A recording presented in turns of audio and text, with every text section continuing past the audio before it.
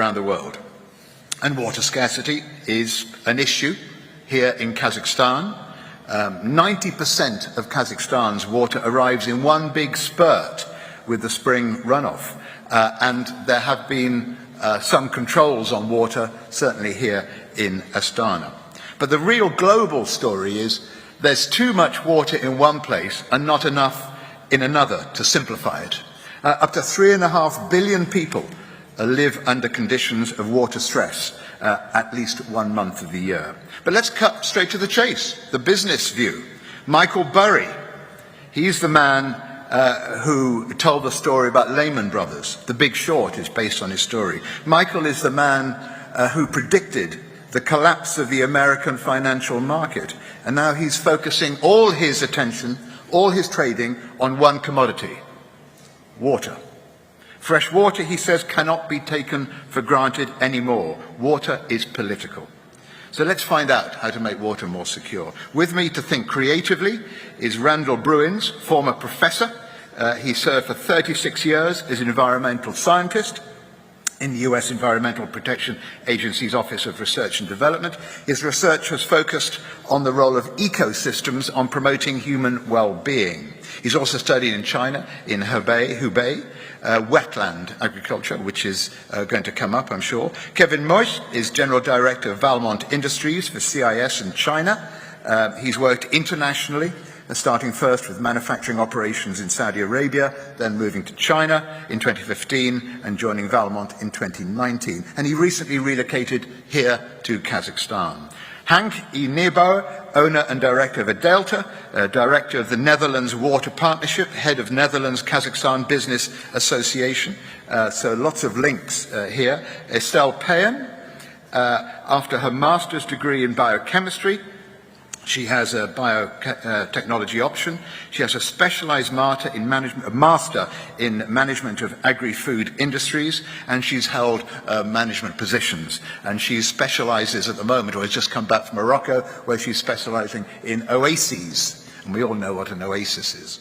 Mathilde Mesnard is Deputy Director for the Environment Directorate and OECD Coordinator for Climate and Green Finance. From 21 to 22, she was the OECD Deputy Finance for the G7 and G20, and Acting Director for Financial and Enterprise Affairs. So, ladies and gentlemen, those are your panelists, and I'm going to open with Henk. And it's clear, I think, Henk, that the world is beginning, and I accent on the beginning, to take water or issues of water scarcity seriously. And I think that was highlighted at the recent UN Water Conference. It only took them 80 years to come up with a water conference. And there was a warning that if we don't take bold and coordinated international action, this issue will worsen. What, in your opinion, then, is the main cause for water scarcity?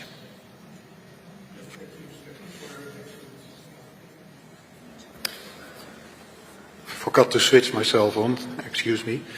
Well, thank you for an excellent introduction. Thank you to the organizers of this forum for an opportunity to speak to you. Well, the main reason for water scarcity internationally is overexploitation of limited and even finite resources and bad water management practices.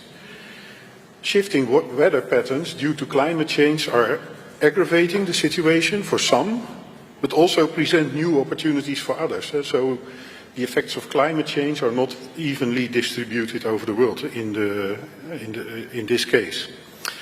And it's important to realize that water scarcity is not only an issue in areas traditionally defined as drylands.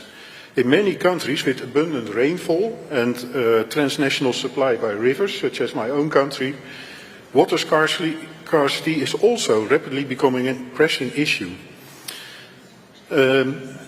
Other important drivers next to overexploitation are excessive pollution and nutrient loading from agriculture, dysfunctional ecosystems, institutional issues such as lack of coordination between sectors or countries, and also transsectoral coordination between, for instance, public and private sector, and low efficiency in water use.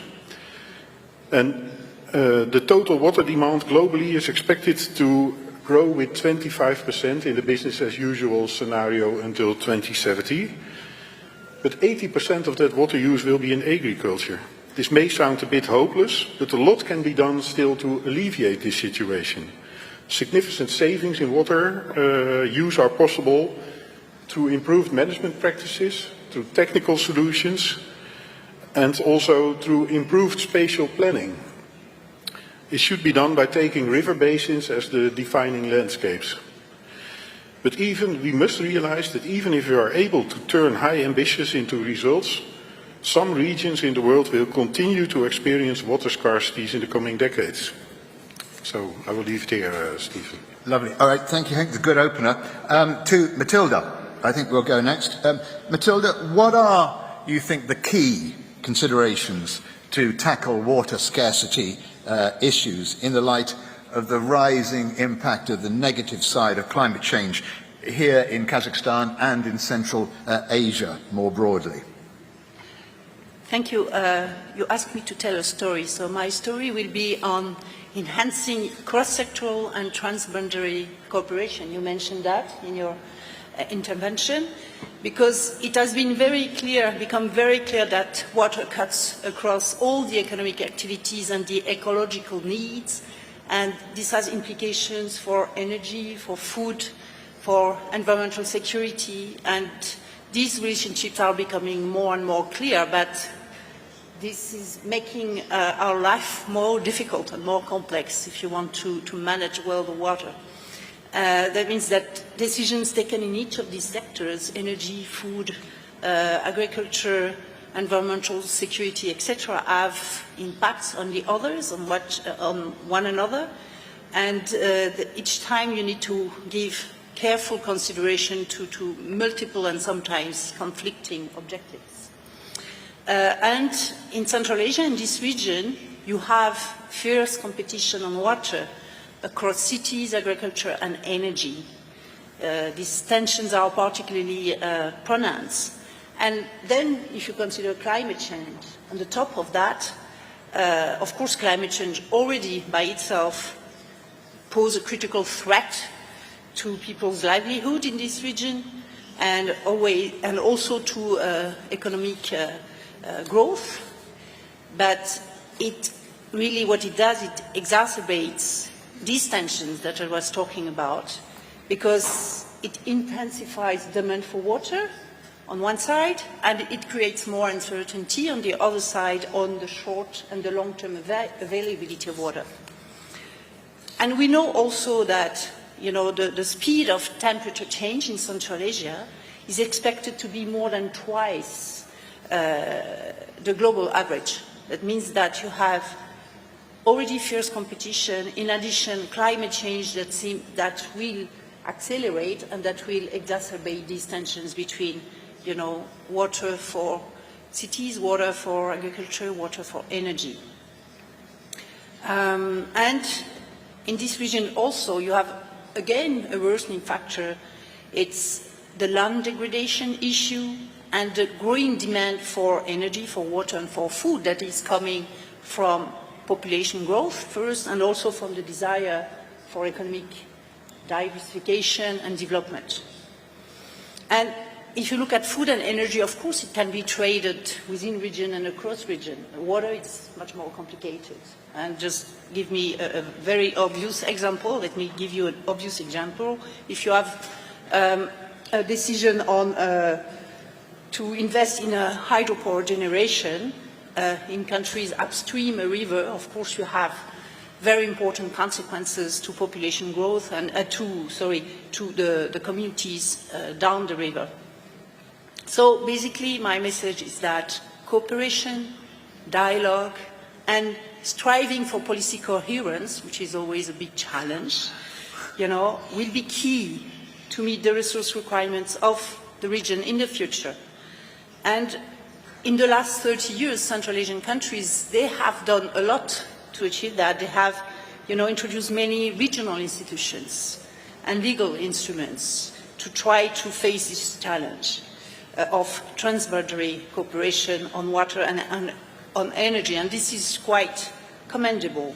But in the current context, with the climate change, with the new, geopolitical complexity, let's put it this way, with the new socio-economic context also, accelerating and enhancing this cooperation, both cross-sectoral, transboundary, is more urgent than ever.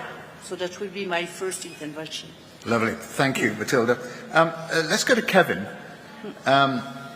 What's the thinking in Kazakhstan?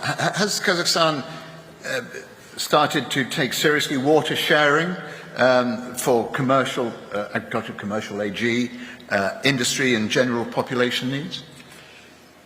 Thank you, Stephen, for the question. I'm very honored to be here in front of this distinguished panel, yourself. And it's been a very good conference so far. I started in Almaty at the beginning of the week, came with the American delegation, and I can see that there's a lot of trade involved. There's a lot of people worrying about the same subject, whether it's water scarcity or impact of supply chain. It's all been affecting Kazakhstan greatly. I'm here representing Valmont, and we're addressing some of the planet's biggest concerns. Where do we start with water? It's been around for a long time. It's been around since the beginning of civilization. Many civilizations have followed the water around the planet. We today are looking for clean water. Our population has gotten big. We have lots of food demand, and we're looking for these water resources and trying to figure out how to use them. Kazakhstan has a small population, a very big country, and they have a tremendous amount of water, and they're trying to figure out how to use it. We would like to figure out how to put this cooperation together, make it work for the populations. As some of the guests have already explained, we are many different things going on with delivery systems and that type of thing. Now to your question, we need to look at and identify how the population is using this water. We have agriculture, we have industry, and we have the general population sharing this. And I would like to say that this is going to be something that we're going to have to negotiate with, something that we're going to have to look into the future and be able to work out among everybody in the country and in the region. Well, absolutely right. I mean, there is enough water on the planet. It's a question of whether it's allocated correctly. Let's go to Randall. And innovation. I mean, most of the answers are found in technology. What, Randall, is the pathway for scaling up small-scale innovations to achieve national or regional scale impacts on water scarcity? Thank you, Stephen. I am going to speak about a pathway for innovation, and you can bring the slides back, and I'll go through them quickly. So I'm going to be looking at water scarcity through the lens of youth, innovation, and entrepreneurship. Let's get this pointed in the right direction. Okay, and you've already stated the problem. SDG 6 summary progress update did the same. And that progress update posed the question of how do we accelerate action toward meeting Goal 6. And one of the important answers that it gave was innovation.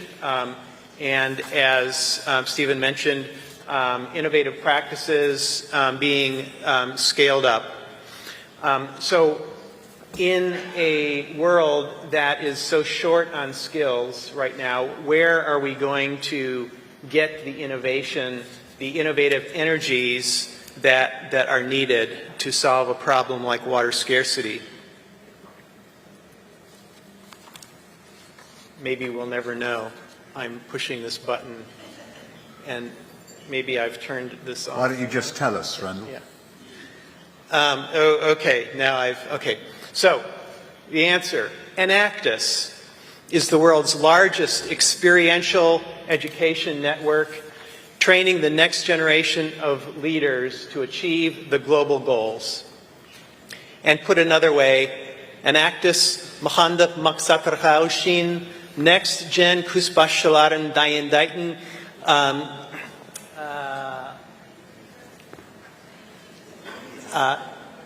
Yemdiga Ying Ira Yermetik Bilim Jelisa. Oh, I have, yes, it's in front of me. Okay. So Enactus is an international nonprofit of students, academics, and business leaders who use entrepreneurship and innovation to improve the environment and people's lives. It is a global network, and at each of these locations there is a national office that operates independently and very actively here in Kazakhstan. And so how do we work? We register teams in universities, colleges, and increasingly at the high school level. We provide education and training on innovation and entrepreneurship. And then these teams do their research, develop their project ideas. They exercise their own entrepreneurial leadership, and then they present their results in youthfully charged, over-the-top competitions that are lots of fun. And the National Expo was held here in this building 1 month ago. Enactus is all about the 17 Sustainable Development Goals. Every Enactus project reports on its project toward the global goals. And so Enactus has made tremendous progress over a quarter century of influence in Kazakhstan, with many jobs created, many participants and partners. There are two main ways that we do this. I mentioned our entrepreneurship competitions, and there are also global races around particular themes to stimulate innovation using cash prizes and competition. And so now, in Kazakhstan, I will highlight just a very few of the kinds of projects that relate to today's topic of water scarcity. For example, water filter production, the use of an agricultural waste, rice hulls, as a filter medium, and then these filters were being sold by low-income families, so that became their business. And this enterprise has continued now separately from the student project. Great. Just speed ahead, Randall. Okay. I will do so. So I'll just go on to our challenges. We must transform more of our student projects into sustained enterprises. We must scale up these projects to create broad-scale benefits, and we must increase business mentorship and sponsorship. Right. We have many sponsors, and we're thankful for them. Great. And hope that you will be in touch so we can let you know how you can be involved. Well, that's the academic side, so congratulations on that. Thank you. Give them a round of applause. It's a very good... how does Enactus, given the academic, how does it interact with government? And is there anything for other organizations to learn from this or not? Enactus has great involvement from the Kazakhstan national government and governments at all levels, universities, quasi-governmental organizations like Atamekin, the Chamber of Commerce that we have seen so much of in this event. No, that's good news. Thank you. Let's go to Estelle. In order to reduce carbon emissions and other greenhouse gases, isn't your microphone working? Oh, you're right. Oh, you've got some slides as well, have you? Very few, please, because I want to hear from you rather than to slides. and the carbon footprint is accessible to everyone. Can we do the same for water footprints? These same services to encourage awareness of water resources and, of course, measure the impact of our lifestyles and consumption?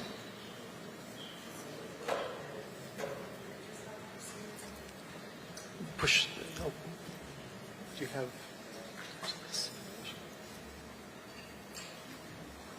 Okay. There you are. So, sorry, because I was looking for... Carry on. Okay, so do you want me to ask? Yes, answer the question about Okay. the carbon footprint. Everybody knows where the carbon footprint Yes. is. What about water footprints? Yes, I don't know if you have ever heard about the water footprint. Probably you know about carbon footprint, and you're probably sensibilized to CO2 emission or other greenhouse gas emission. But what about water footprint? If I ask you the question, can somebody answer? Do you know that in France, for instance, because I'm French, in France, for instance, French citizens, the water footprint for one person is 1,150 liters every day. Yes.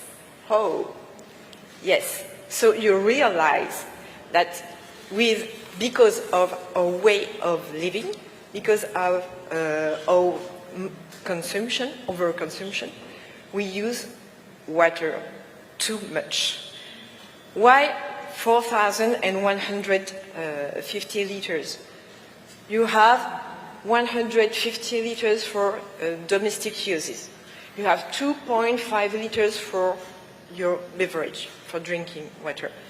And you have 3,000 liters for purchases, for food purchases.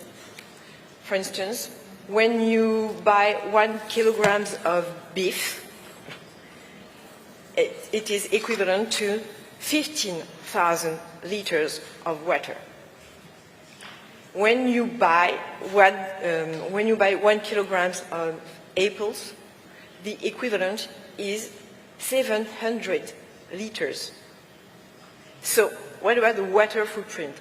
So, when we are talking about water scarcity, we have to consider not only the visible water, but also the invisible water. And it means that you have to consider your way of life and your consumption. Do I need to buy or rebuy everything every day? You have to think about it. So, just to introduce myself, I am Michel Peyan, I am from France, and last week I was in Morocco, in Sahara, for an international congress about oases. And it was about water also. And I'm glad to be here because I am the founder and the president of a project which is called Excess Climate Can't Wait. And I am the president of a French non-profit organization. And we want to promote cooperation, intergenerational, intercultural, inter-ethnical, international cooperation, because we want to cope with climate change. So, we want to share ideas, and we want to share that the fact that traditional knowledge combined with innovation is important. You have to be open-minded. Let's stop being narrow-minded and stop thinking that only innovation is the key for finding solution. Traditional knowledge, ancestral knowledge from native people from deserts are important also, because these people are used from centuries to live with heat and with drought. Why not listening was the same? So we want to share. So I will be brief because we have talked about it already. So these are contextual items. This is important. Don't forget that when we are talking about climate issues, water scarcity. Above all, climate crisis is a human crisis. Water crisis is child rights crisis. Don't forget that. The future is in their hands, but the future is in our hands also. And when we are talking about future, we have to plan our future. Of course, there is a cost. Intervention, proactive interventions have a cost. Right. Regeneration of soils, of forests, there is a cost, but it's worth it. So how is this all helping find a solution to water scarcity, just briefly? Yes. So just before, for finding solutions, you have to think about your place into nature. Are you into nature? Are you a part of a whole? Or are you a part? So it depends of your consideration of nature. Yeah. The solution depends on it. And yes, we are. So we want to share this kind of solution that exists from centuries underground, under the Sahara, under the desert. Probably you have heard about it. Retara. You have the same in Algeria, you have the same in Iran. So this traditional system of irrigation is sorry, I just have to don't worry, just flash on. Is respectful, and it needs no energy, and it provides water to oases and to people and to village. Excellent. Just spool ahead because we're pretty short of time. Okay, so if we can have some, just you to, so that you can see what it is with that. Estelle, what's the point you're making? That's what I want to get at. The point is that if you are talking about water, you have to think about how you manage water, the governance of water. Yeah, and some civilizations, some communities have a system of governance of water. They share water. There are a system, an efficient system, and you have to think about governance and about management, not only about equipment, how you want to share water. Right. So okay, let's stop you there, because that's a very good point. Sorry? Because you're right, governments have to share ideas, there has to be cooperation, but it's quite a hard task for a lot of governments to share water. But I want to go to Henk, and we know that Central Asia, and we'll come back to Estelle, I haven't sort of, yes. By all means, but you're right about the sharing water, that's a big issue between countries. We know that Central Asia, Henk, is one of the planet's hardest hit regions by climate change. Kazakhstan has already identified a decade ago that water availability may become a limiting factor for economic development. What can a country like Kazakhstan do to alleviate the present and future problems with water availability and, of course, with those seasonal floods that I alluded to at the beginning?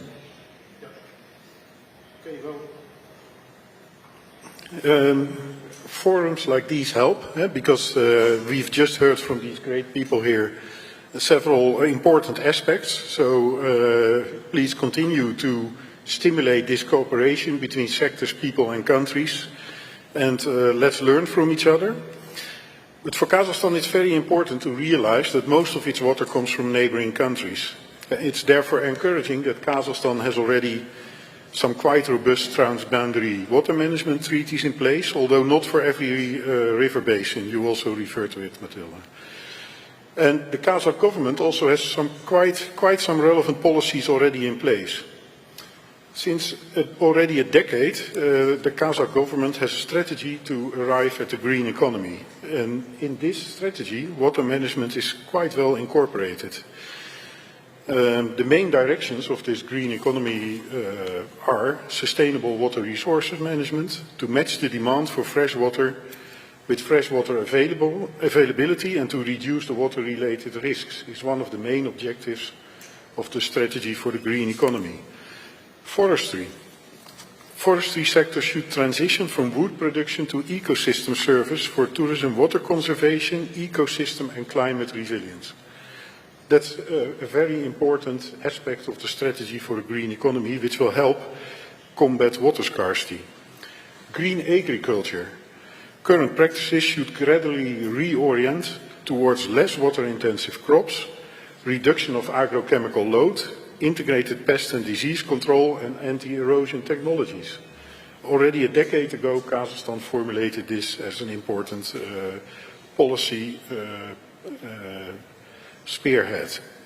And the fourth main direction is the implementation of renewable energy sources. But to make these policies work, more is needed, of course, than just write up a strategy. On the institutional level,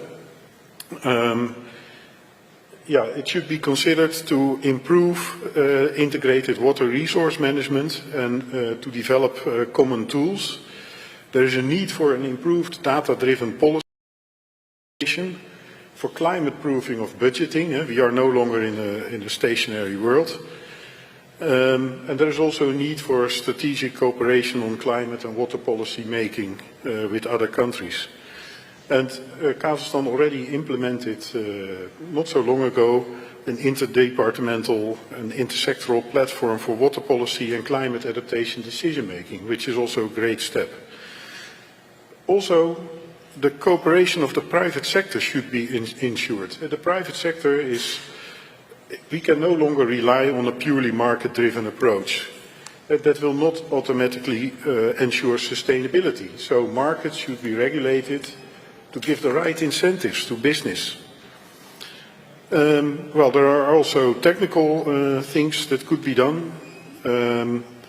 Improve data collection, sharing and analyzing geospatial data, the use of hydrodynamic models to support policy making, and let institutions work on the basis of these data.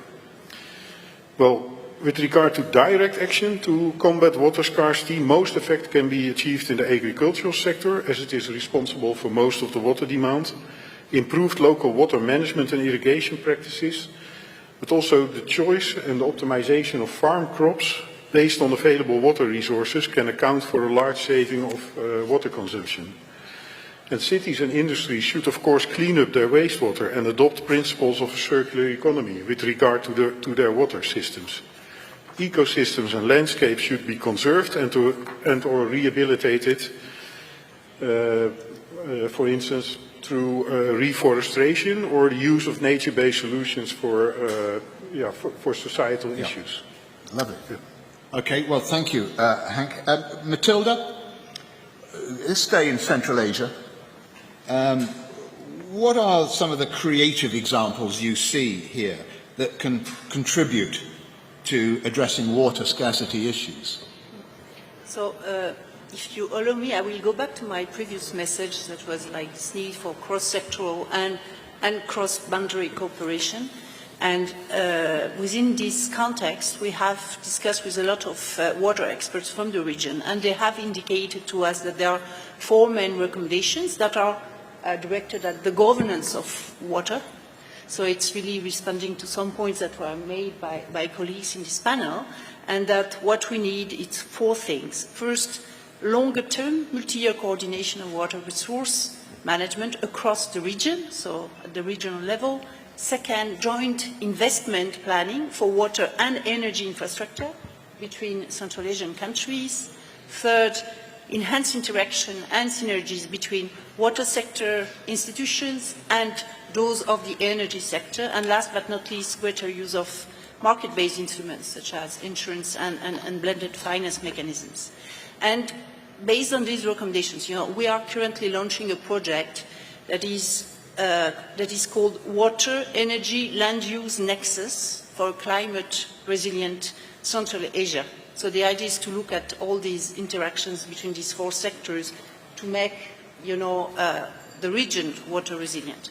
And we have already collected a number of examples within this project of case studies on climate resilient agribusiness companies in Central Asia. And let me give you two examples that I think answer these 2 points that were made already about innovation and also like learning from more traditional societies.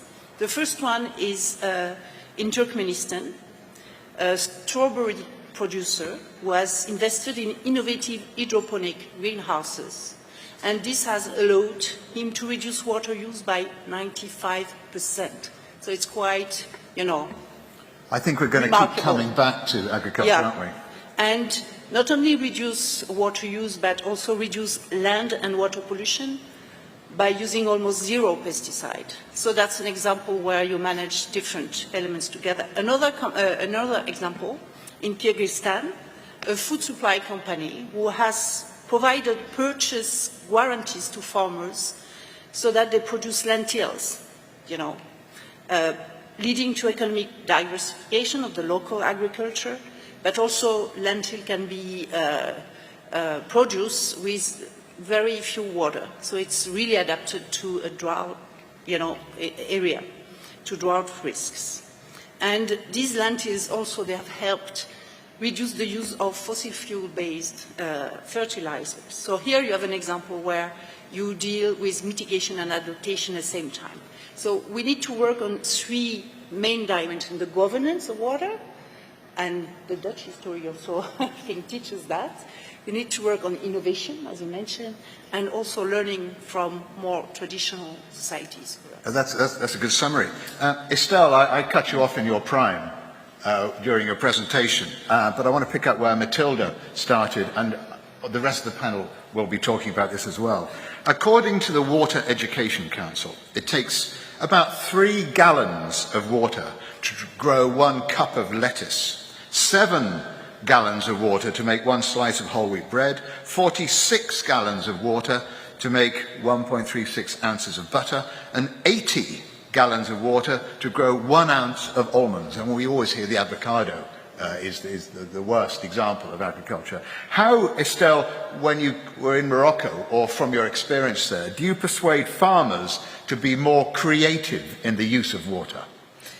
Well, we connect people from this village with organisms in agronomy, and they can there exists now cooperation in farming, and they can get some crops resilient, just like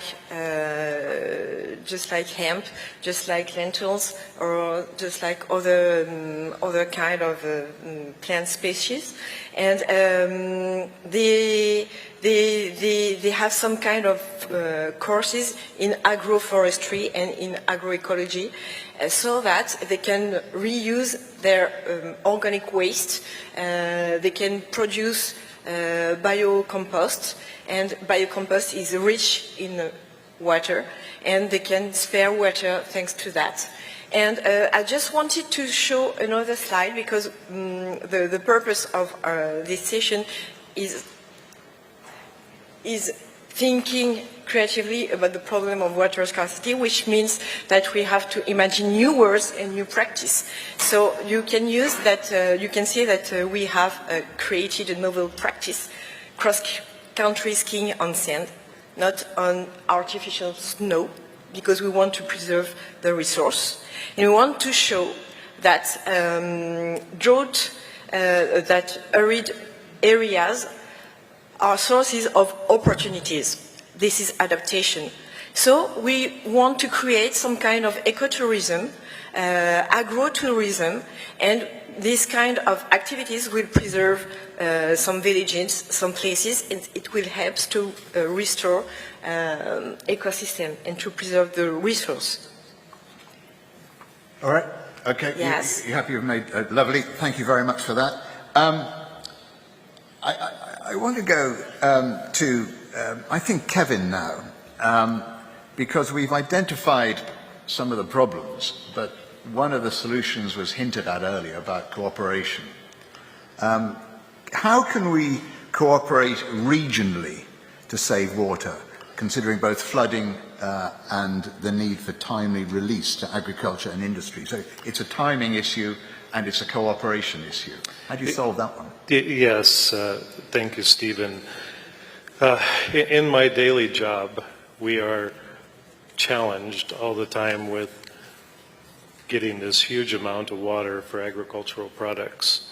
In Kazakhstan, a lot of it comes from rivers, a lot of surface water, not too much groundwater is pumped out.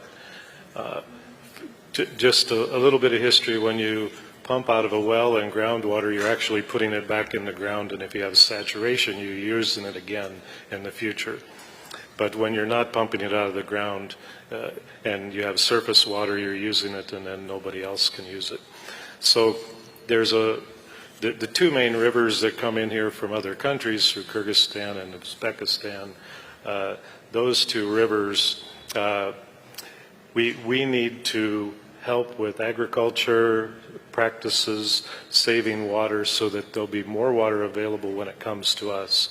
Also, infrastructure is going to be a very key player into making this happen, and it's going to take a lot of funding from governments to make dams, to do water benches, to create this type of infrastructure. So first of all, we have many high-tech young Kazakhs. I was at the opening ceremonies when we came to Almaty. We see that there is information technology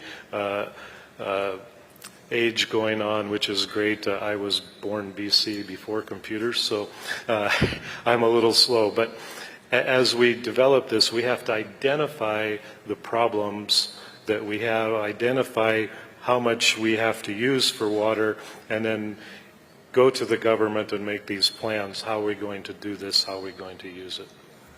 Okay, let's go to Randy. Randall, we're worried about water scarcity, we're worried about overuse of water.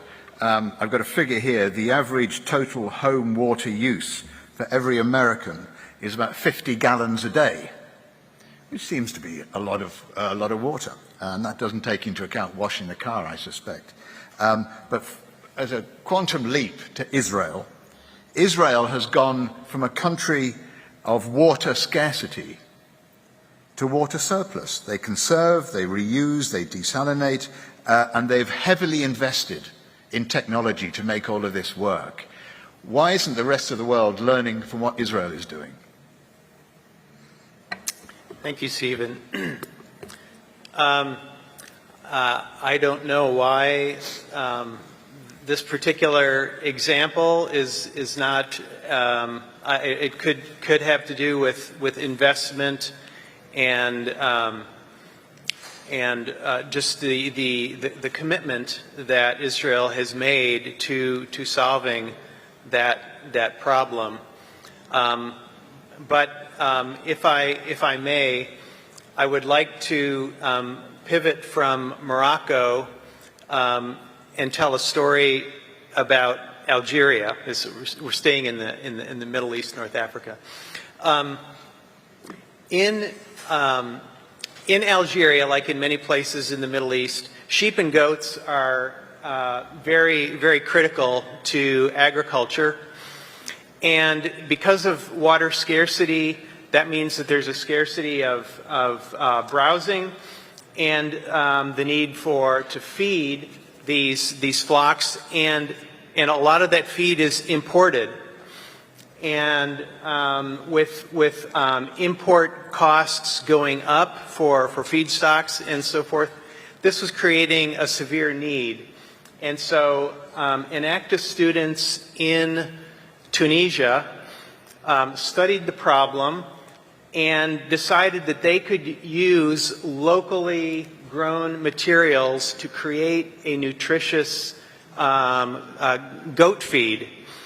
And so they managed to do this and then to create businesses based on that, and then expand that through the use of web apps so that farmers across Tunisia who might produce one of the particular feedstocks needed for this feed combination could sign up and supply this and get goat feed in return. So this is one example of innovation, and I just want to reply, I guess, to, Estelle made the point that sometimes we need to look back to the past, and that innovation is not necessarily the answer, but of course innovation can be practices, not necessarily technologies.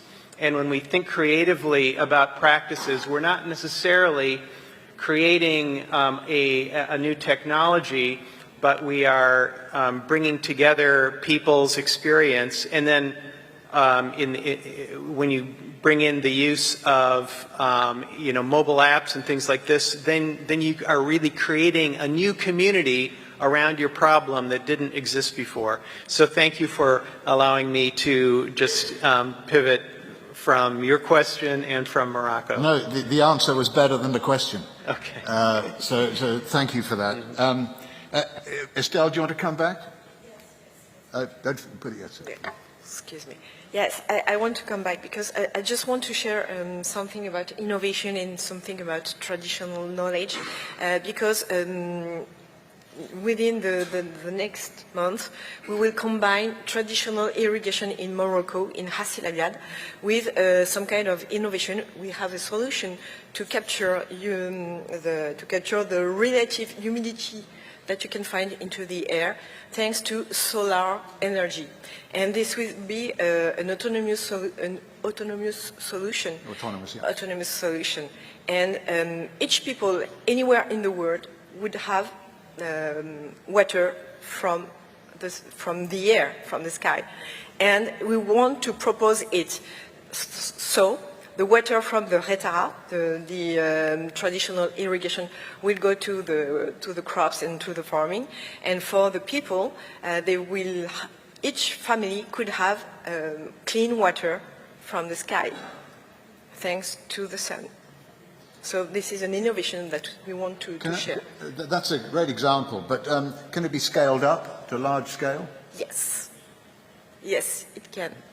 Okay, that's So good to know. follow us.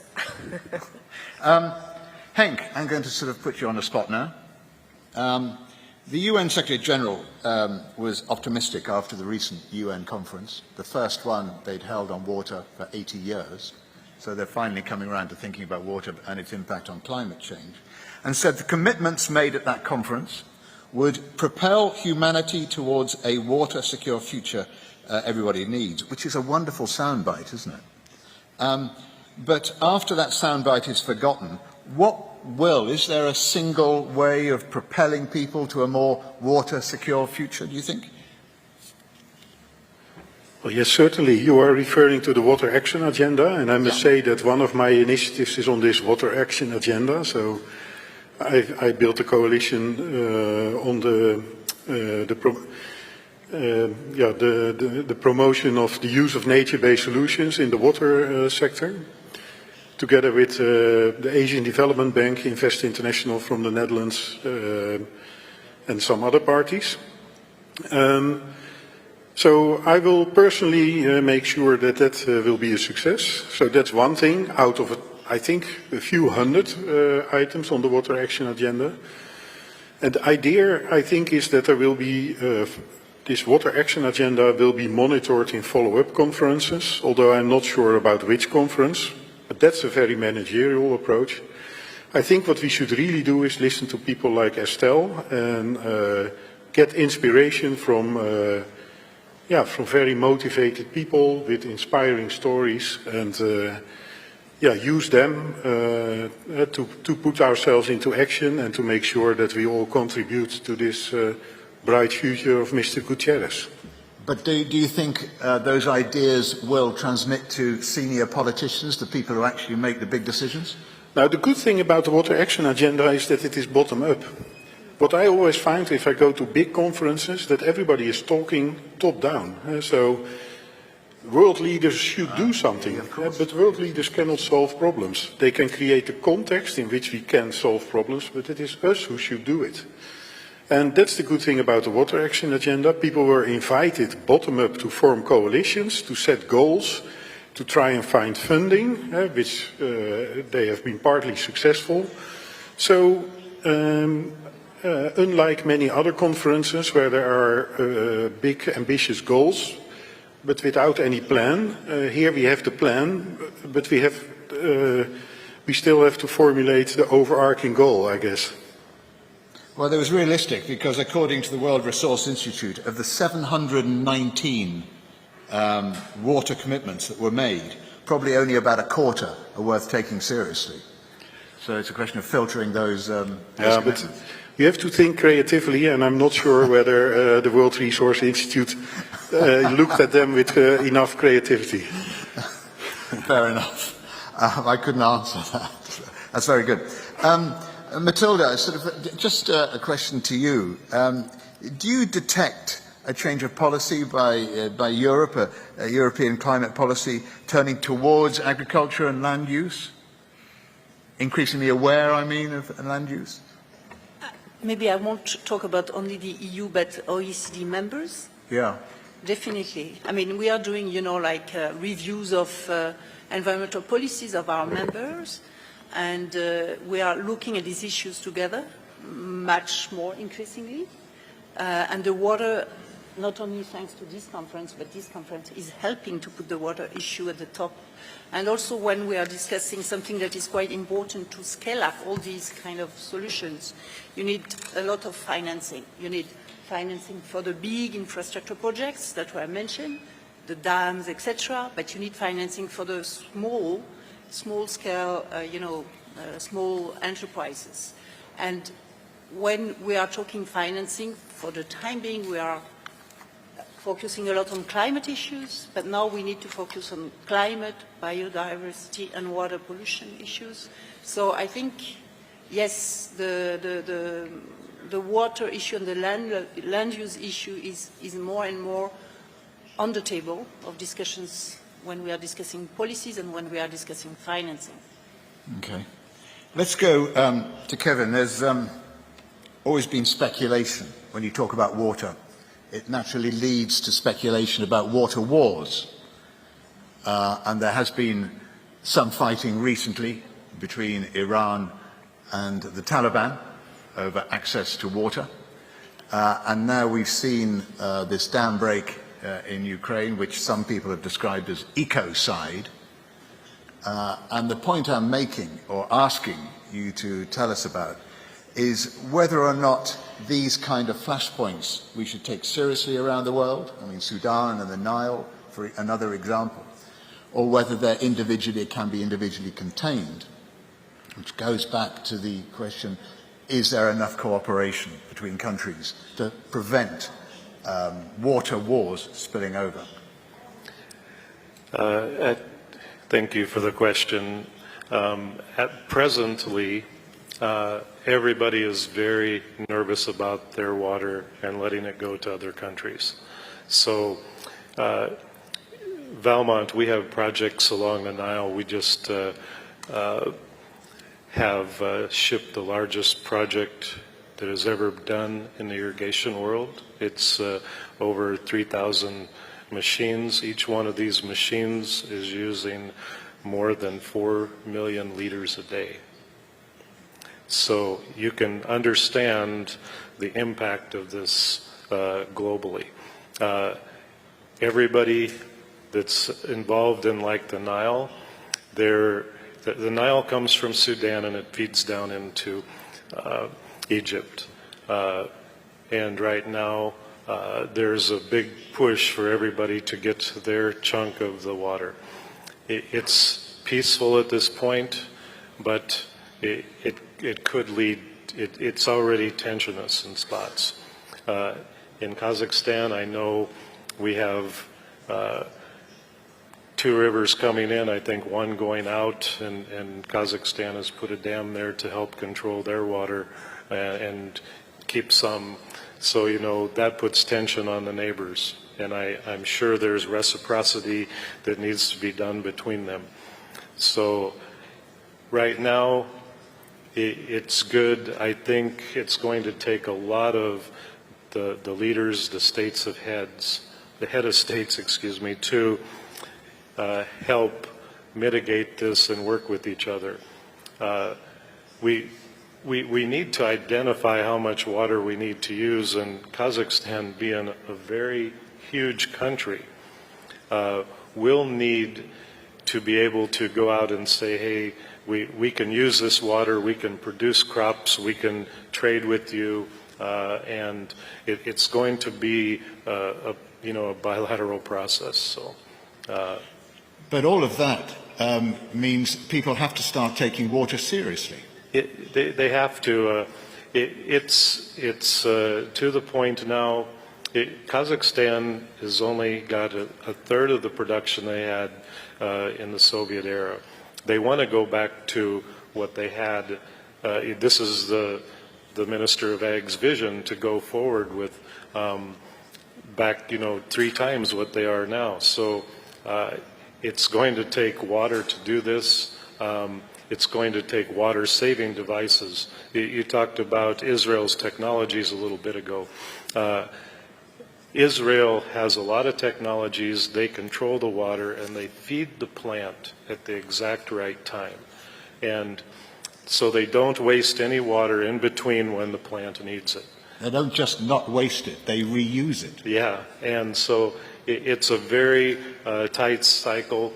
Our company, Valmont, has Israel Technologies involved now, and we are using all kinds of different AI technologies to identify the plant health, the plant, the bugs, the herbicides that needs to be used, and then we can go in, spot do these, control the water with different rates among the field, because the fields have different uses.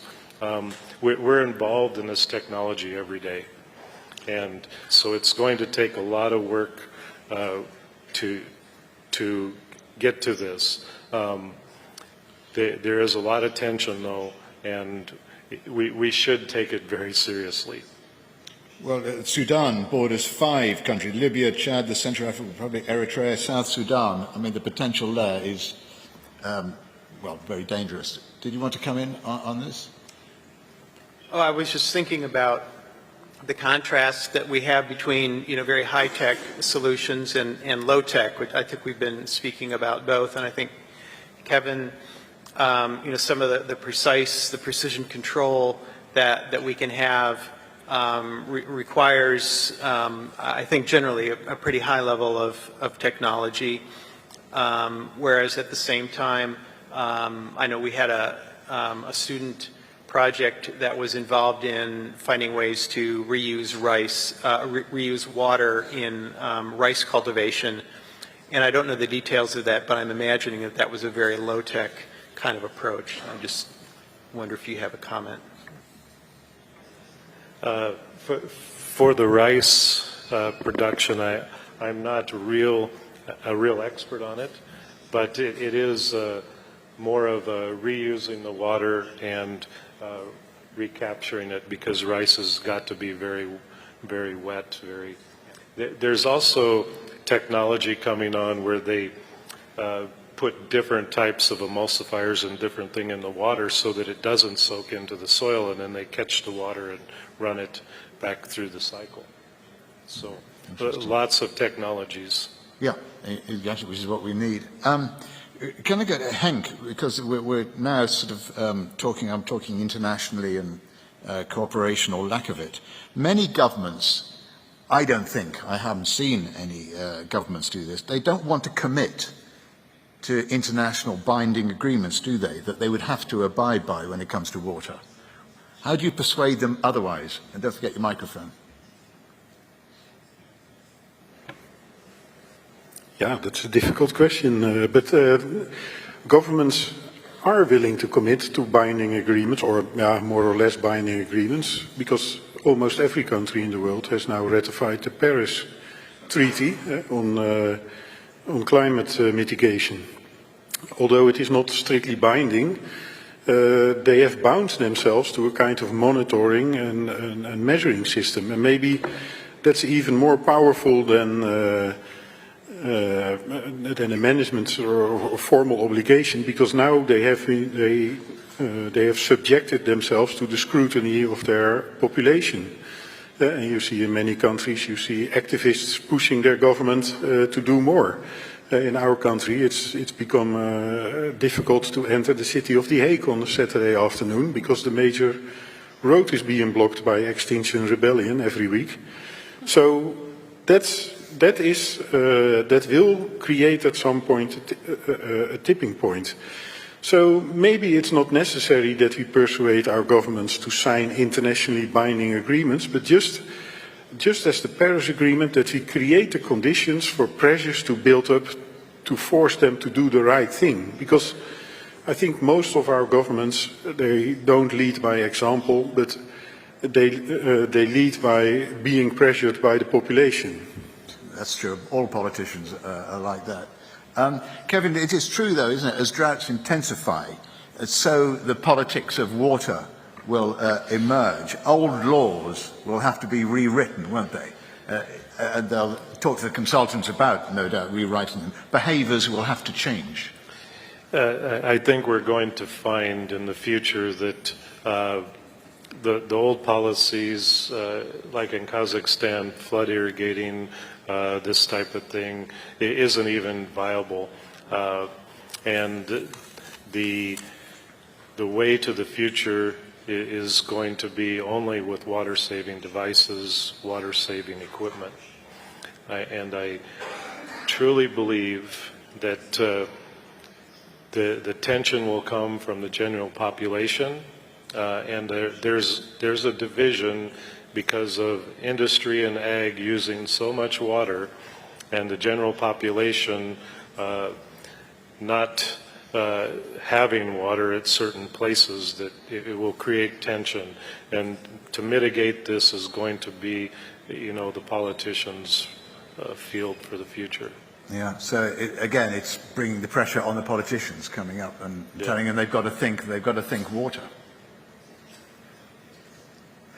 Estelle, let's go back to Morocco, because we talked about Israel and water use and how they've gone from famine to feast.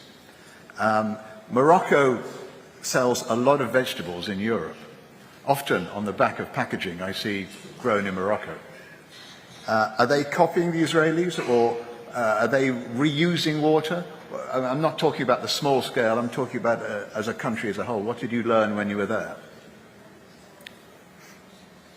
I don't know if they have a policy of reusing their water, but there are big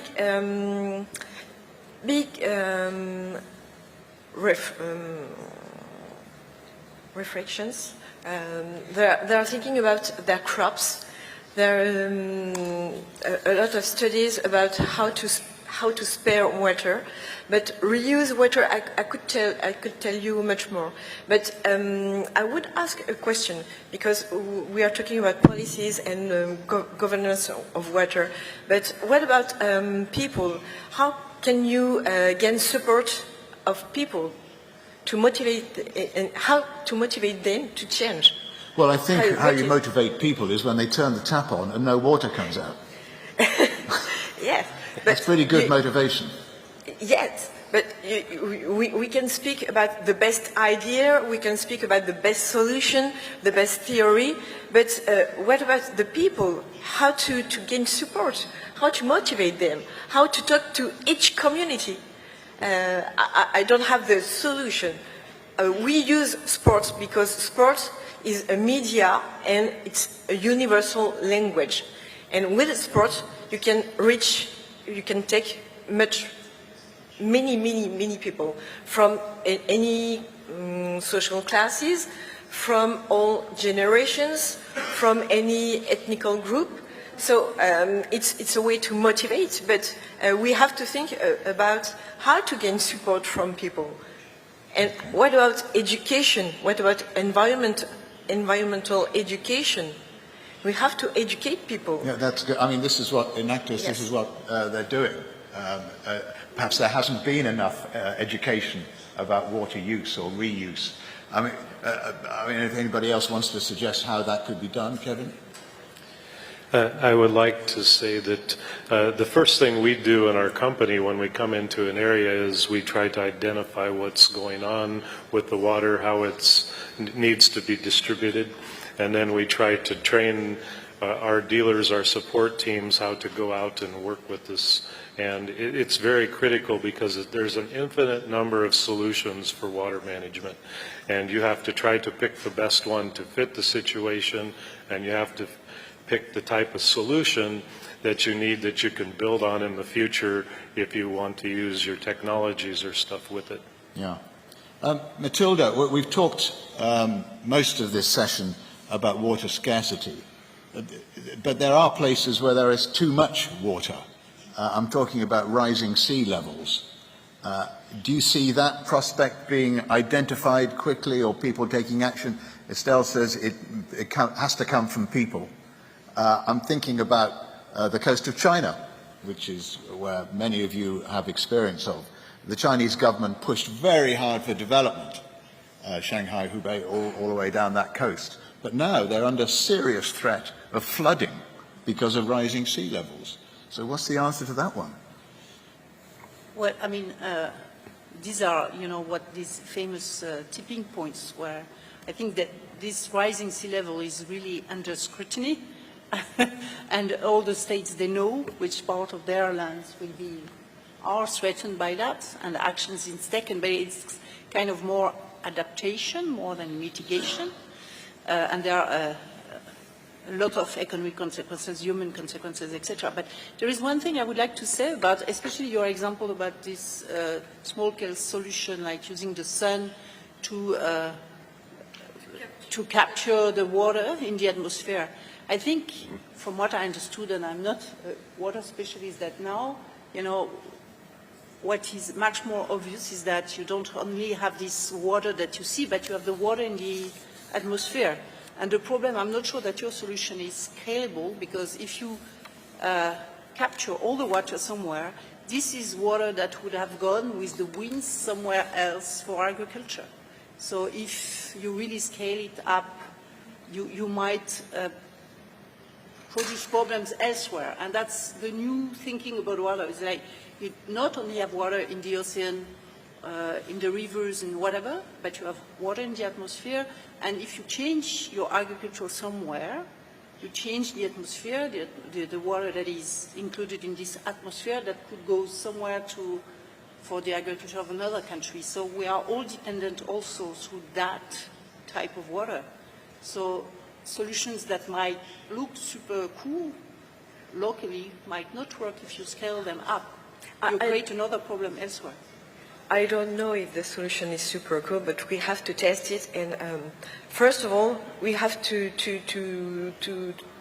take action on the field. Theory is great, but theory needs action and to be experimented. And our solution will capture the water on the air into the desert. So no agriculture, no farming, no crops in the middle of Sahara. Almost there are humidity in Sahara. So if you have a small village with inhabitants without any source of water, they can capture the water of the air, and it could help. And if you can collect data about the evolution of this humidity, probably you can anticipate and you can prevent from some disease because due to sand tempest. Probably you can correlate humidity with the arrival of a sand tempest, and we can elaborate some kind of a prediction. Anyway, this solution is probably not the only solution, but it's one among others. So we have to cooperate. That was the message from the beginning of the forum cooperation, and the President, and he's absolutely right. Just let's end up with your thoughts going along the panel, starting with Randall. It's difficult to assign a price for water, isn't it? Although water companies in Britain do that and don't do any work to get it either. But they're making fortunes without treating water properly. But current economic systems could try harder, because if countries don't, it will inevitably lead to unsustainable use. There's no doubt about that. And that kind of mismanagement of a finite resource is bound to push the global water cycle out of balance. So, going along the panel to finish this session, how do you teach the world to treat the loss of fresh drinking water as more seriously? Starting with you. Sure, I'll just start with the idea of integrated water management, which I think has been cited before. And that's bringing people together to look at all phases of the problem, and from that, and within that, pricing has to be a big part of the solution, getting the price right. And also, as we were saying, there are high-tech solutions, there are low-tech solutions. All solutions are needed, and innovation tied with entrepreneurship is one way to bring solutions to beneficiaries, beginning at a local scale and then hopefully moving upscale. Kevin.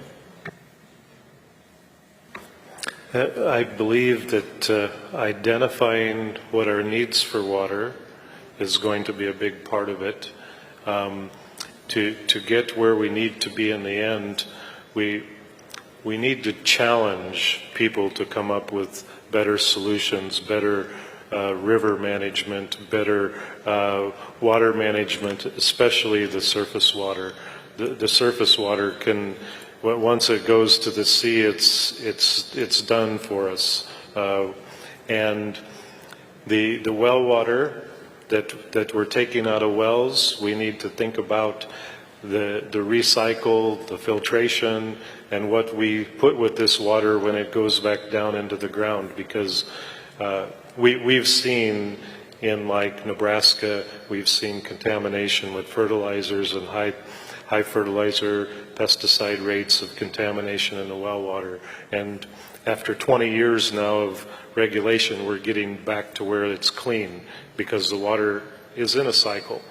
So we need to be able to identify and then have some type of action plan to move forward. Okay, that's good. Hank?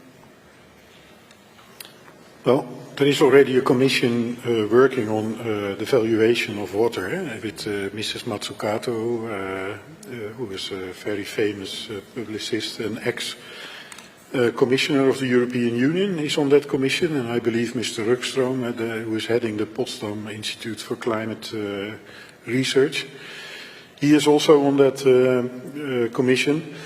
And it's good to put a value on water. And so, first of all, this monetary value should not be cost price plus, what the water companies in the UK are doing, but it should be about real value. What is the value of water in society? Water is more than a commodity. Water is the source of life, and water is in everything. All the SDGs are related to water, more or less. And therefore, we need to inform and inspire the general public. And that cannot be done by assigning a monetary value alone. People need to be aware of the intrinsic value of water. And people like me, engineers, well, I cannot do that. We need the power of storytelling, of communication, of inspiration. So that is what we need to work on. Okay, thank you. Matilda? That's a tough question. I think, yes, we need price on water, but what kind of prices? And we have experience in France in some cities where you have, for each person, a certain amount of water that will be low price, and then the more you go up, the price will go up, so that you balance a little bit the excess consumption of water For example, people using water for their own swimming pools, it would be much more expensive.